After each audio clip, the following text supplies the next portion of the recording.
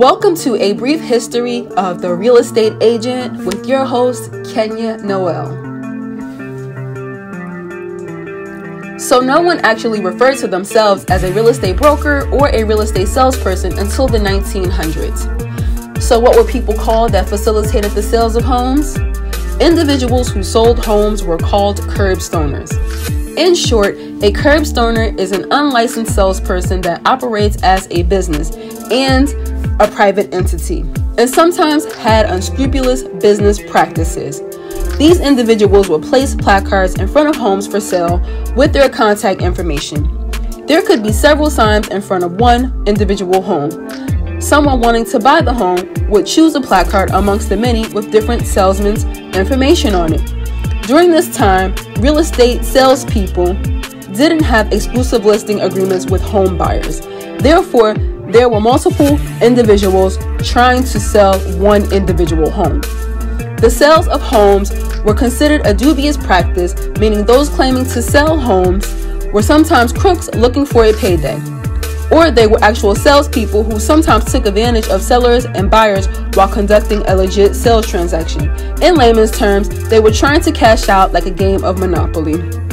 There were no set rules to who can work as a real estate broker until the year 1919. So as stated earlier, around the 1900s, traditional real estate sales practices began, and real estate professionals began to secure listings from private owners in major cities like Chicago, St. Louis, and Baltimore. However, the first record of home sales was in the year 1890 as an attempt to form a real estate association, but it failed. But in 1908, the National Association of Real Estate Exchange was founded to bring brokers and agents together to facilitate the sales of homes. In the 1910s, the first open house occurred. Now, the term open house was formerly called an open inspection. Now, homeowners were opening their doors to the public so that multiple potential buyers can come view the homes in person. In 1925, the National Real Estate Journal presented the idea of showing staged homes to the public. So they would stage these homes with furniture and decorations and things that would attract buyers to want to buy these homes. In the 1940s and 1950s, after World War II, there was a big boom in the real estate market as soldiers began coming home from the war. The market was booming as there was a housing shortage. This led to high housing costs because landlords, as well as home sellers, saw it as an opportunity to cash in. But that's a whole other video.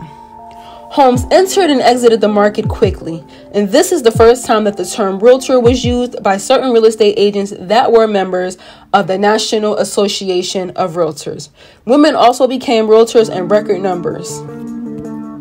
In the 1950s, the term open house was coined as it was once called an open inspection, as mentioned earlier. And the reason for this change is because of blue laws.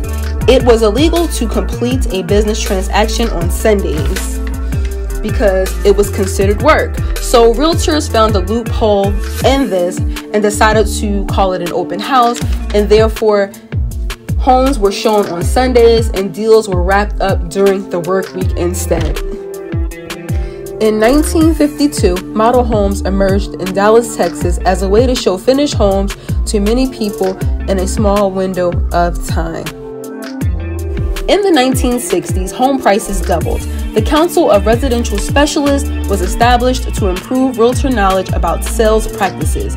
As the 21st century emerged and the worldwide internet had become available to just about anyone, people could participate in virtual tours online, which makes it easier for individuals moving across the country and across the whole pond if they desired. Going back to the National Association of Realtors, I'm going to give you a few facts about the organization. The National Association of Realtors, which is called the NAR for short, is formally known as the National Association of Real Estate Exchange and was founded on May 12, 1908 in the city of Chicago.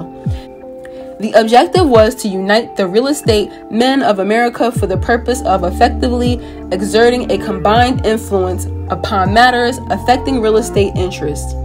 Each year since 1908, the association has an annual conference that occurs in numerous cities all over the United States.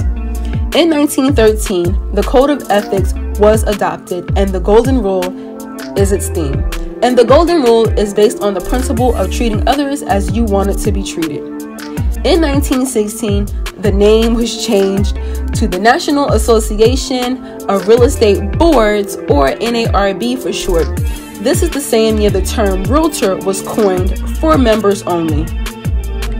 And it's quite expensive to become a member. I know this from personal experience. So in 1972, the National Association of Real Estate Boards was finally changed to the National Association of Realtors, or the NAR for short. In 1989, the association adopted the Voice for Real Estate as a theme, and realtors were encouraged to include the realtor emblem on their business cards and promotional materials. The NAR became the largest trade association in the United States in the early 1970s and had 400,000 members by the year 1975. Today, there is about 1.3 million members across the country, including Guam, Puerto Rico, and the Virgin Islands. The end. So I hope that you guys enjoyed this video. If you did, please give me a thumbs up and subscribe, and I will see you guys in my next YouTube video. Toodles!